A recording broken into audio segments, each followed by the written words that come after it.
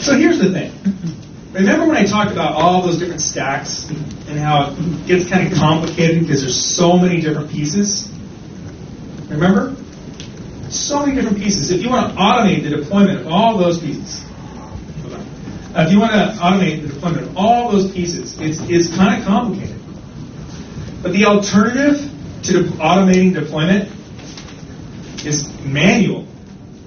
And the problem with manual deployment is you don't do it the same way every time. And if you manually deploy slightly different every time, you're likely to introduce bugs into the system and not remember exactly what you did. So one of the initial benefits of automating the deployment is that when you find a bug, you can fix it in really important for big deployment process. And startups do.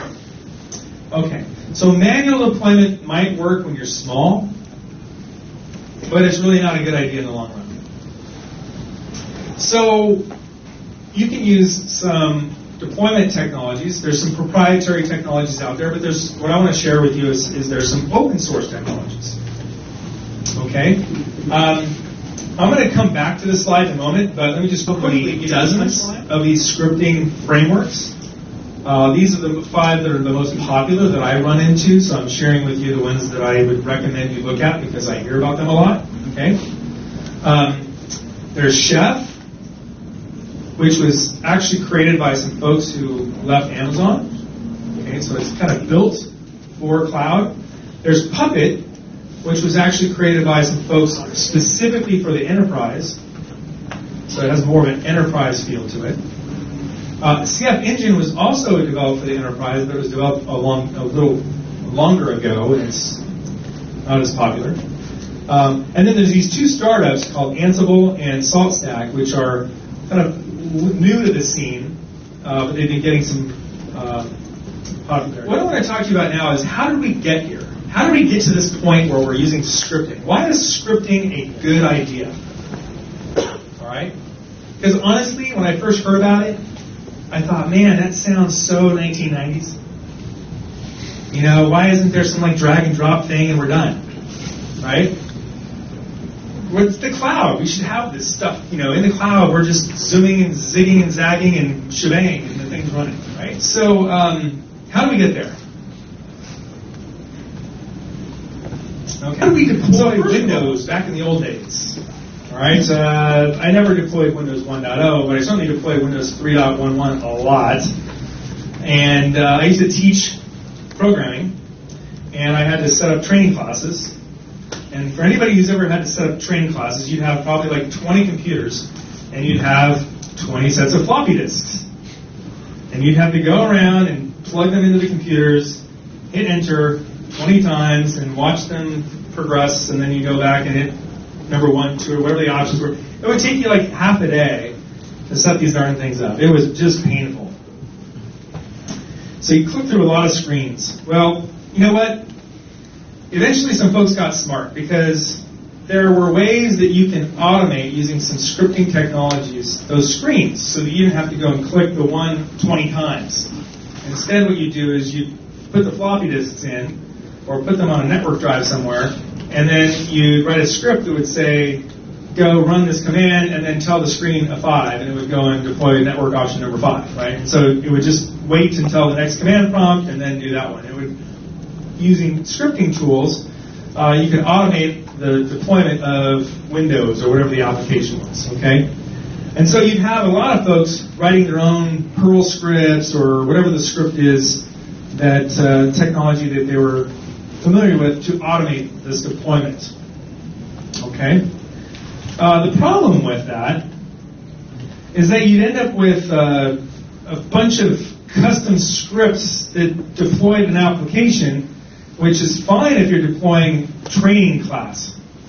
But if you're deploying your company's business application and its script to deployment is Bob's script, and Bob's script is sitting on Bob's computer in Bob's folder, and he's got a password on it, what happens if the application fails and you need to redeploy the enterprise application?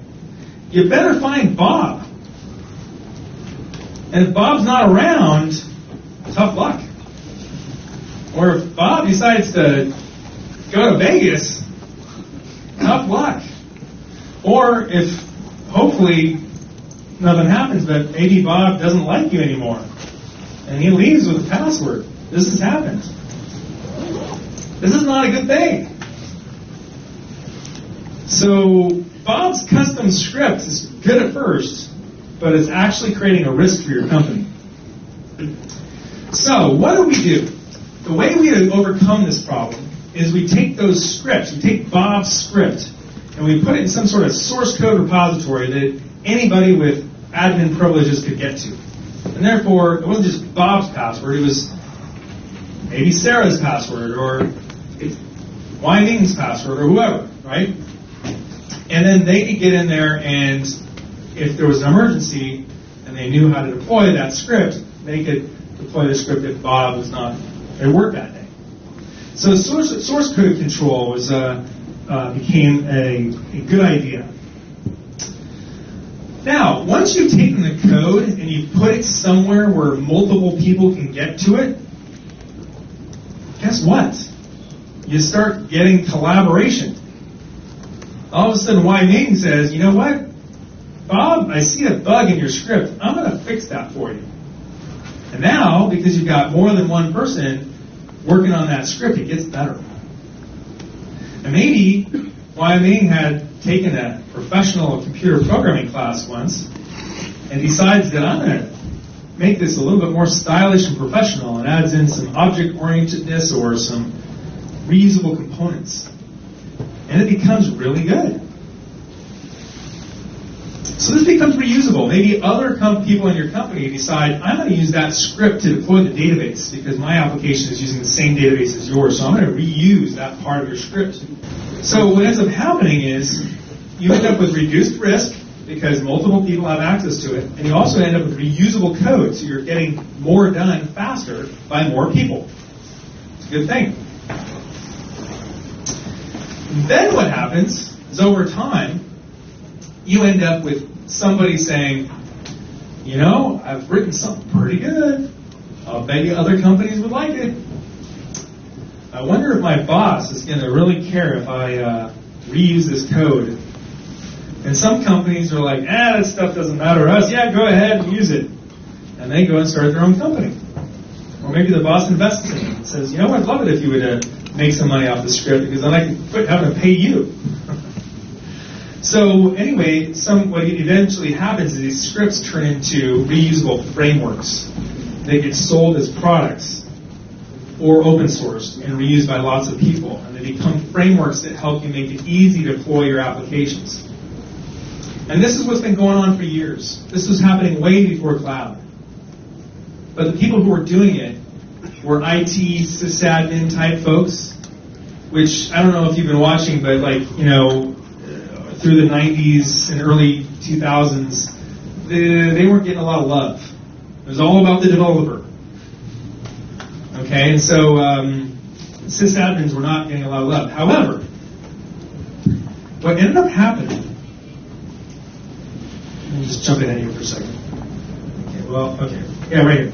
What ended up happening was when cloud computing put APIs in front of their servers, now all of a sudden those IT pros and those sysadmins could automate the deployment of instances of applications in the cloud. Here's an interesting thing. After we started Cloud Camp, I noticed that a lot of IT professionals were not coming to Cloud Camp. It was all developers and entrepreneurs. And anytime a sysadmin came to a Cloud Camp, the other folks would go, you must be looking for a job because the cloud is going to put you out of business. Right? So no wonder no IT pro came to Cloud Camp, right? Like, I don't want to hear that. So some friends of mine decided we were going to put on another event called Ops Camp. It was all about operations. And it was really interesting because there were 3 different types of conversations that tend to happen. Number 1, people would talk about how do you set up and deploy applications in the cloud or anywhere.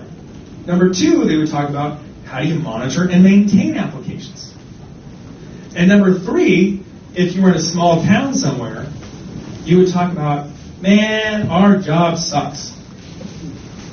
So IT pros were kind of having a tough time.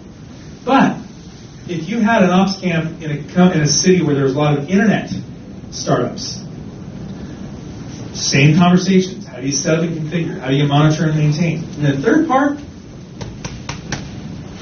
I'm running 10,000 servers. So the sysadmins and IT pros who learned how to use their scripts in the cloud were all of a sudden ridiculously valuable.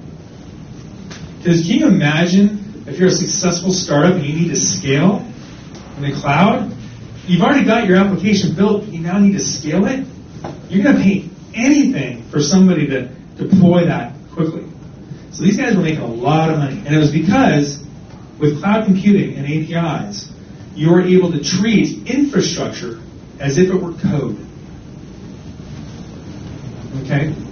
So that means you could write your script and talk to and say, spin up a new server somewhere. And you never knew that server was needed until then. All of a sudden, there's a light going on somewhere and a server is being deployed. But there were companies that came along. Of course, you still had the scripting companies, but there's some companies that came along and said, you know what? We're going to allow you to deploy. We're going to give you some cloud-based deployment technologies.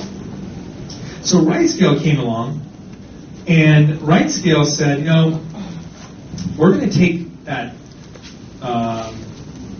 Chef technology and we're going to offer it as a service.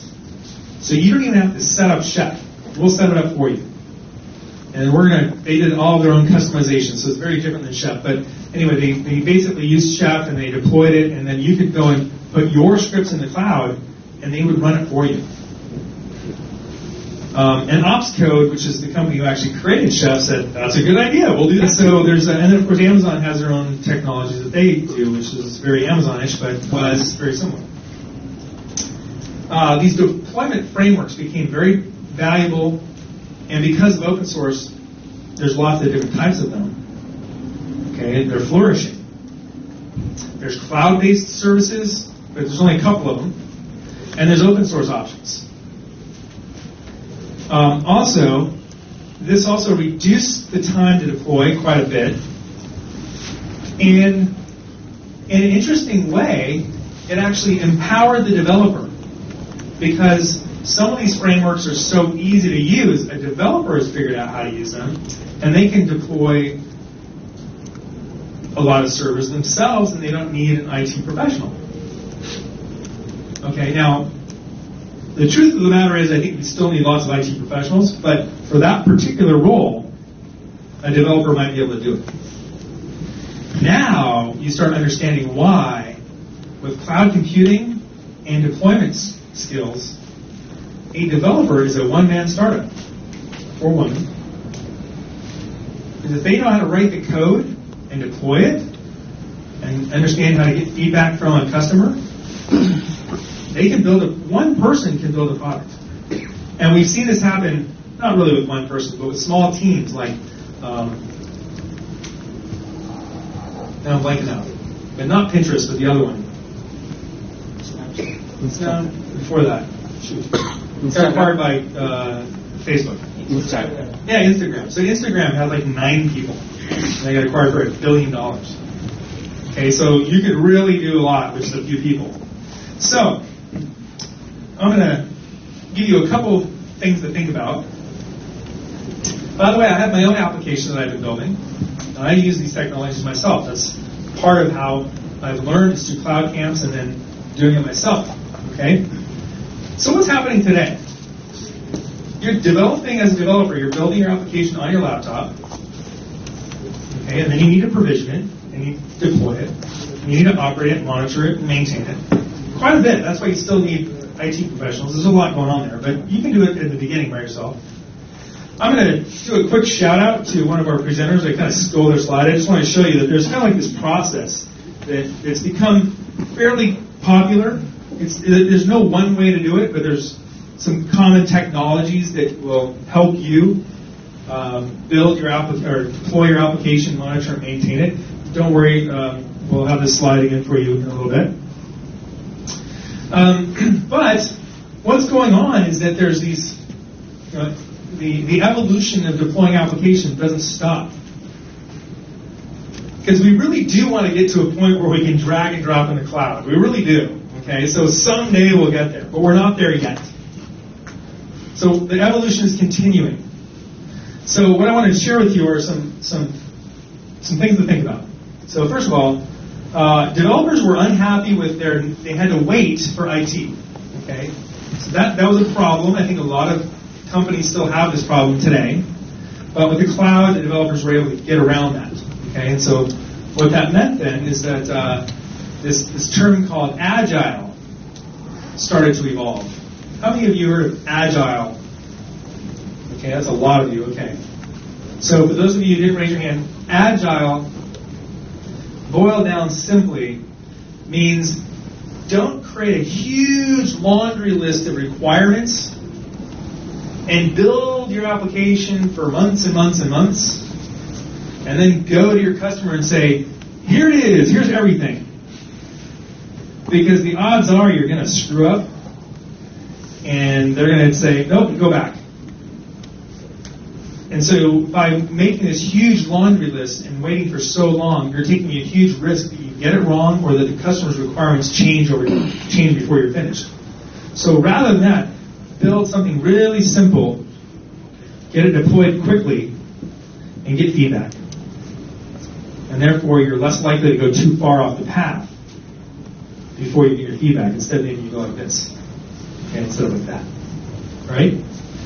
So the Agile Manifesto was basically from the developers saying, enough of this laundry list stuff, let's get something out there quickly, and we'll iterate. So developers were enabled, and this put pressure on IT to evolve, okay, to remain relevant. And what this means is if a developer is going to be deploying on their own, what's the role? So what is the role of IT? The role of IT is to provide the deployment stack as a service, and then to do the monitoring and the maintenance and all that kind of stuff. But to do that as a service, and that actually takes a lot of work to do that. But the role of deploying the application on behalf of the developer is no longer IT's role. That's what's happening. And that is not happening everywhere right now. There's still a lot of companies who use what we call the waterfall method. The big, long requirements. You send it to IT, they test it, and then they deploy it.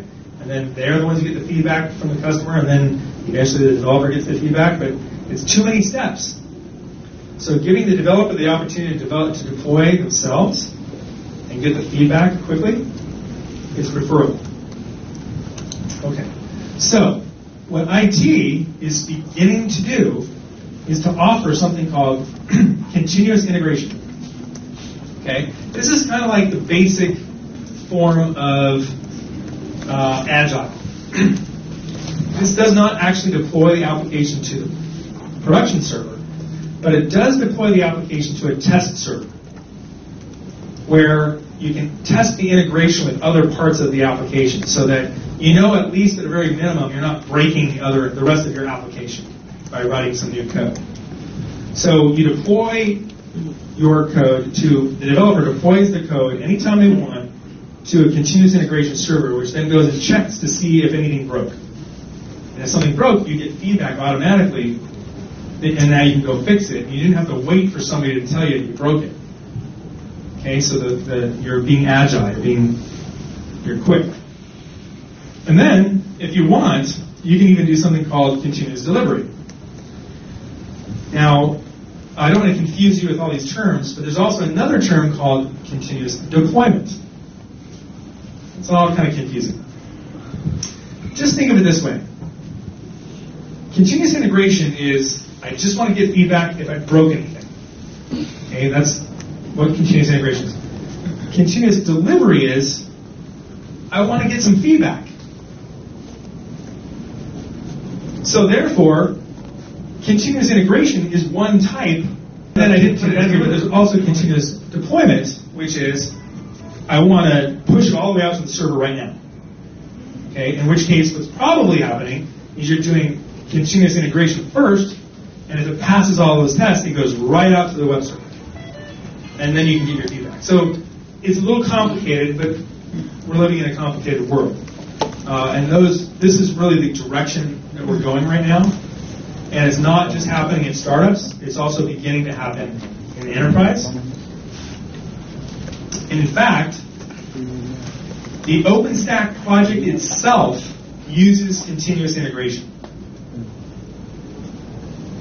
So, the OpenStack project has, I forget the number, but it's a large number of contributors.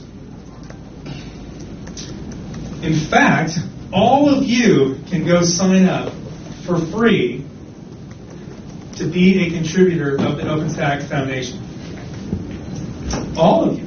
There's no limitation. All you have to do is sign up and go create an account excuse me, at openstack.org, write some code, and deploy it, or contribute it. Here's what will happen. If you go and contribute code, the first thing is you're going to write the change and test it on your local laptop. Okay, that's the first thing. The second thing you're going to do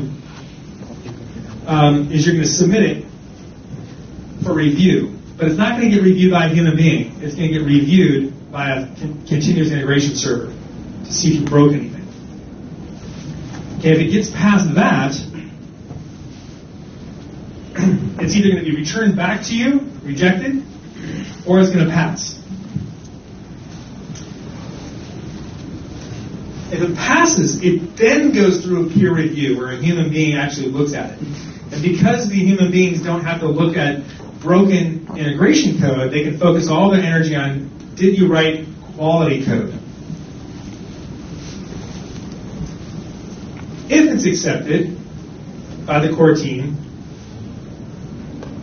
then it goes, it gets merged into the production version, or the staging version, and it goes through the continuous integration again. So it goes through another test, because now you're actually on the code that's about to get deployed. And then finally, it gets pushed out to production or staging, wherever it needs to go. Okay? So there are very few projects out there that are doing this today, that are especially open source projects. So this is a pretty big new idea. And it is helping the OpenStack project grow faster than any open source project ever. The OpenStack project is actually the fastest growing ever.